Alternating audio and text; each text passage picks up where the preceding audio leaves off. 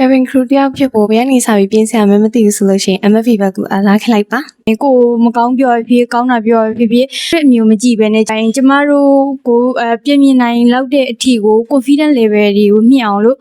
MFV ကမြင့်တင်ပေးပါရှင် Cabin crew ဖြစ်ဖို့အိမ်မက်ရှိပြီးတော့တီရှယ်ချော်လေးနဲ့အောင်နဲ့စာတင်နေဆိုရင် MFVS ကိုလမ်းလာခဲ့ဖို့ဖိတ်ခေါ်ပါတယ်။လို့ aviation နဲ့ပတ်သက်တဲ့ knowledge တွေကိုလည်းအများကြီးရခဲ့ရ။အများကြီးလည်းပျော်ရွှင်စရာ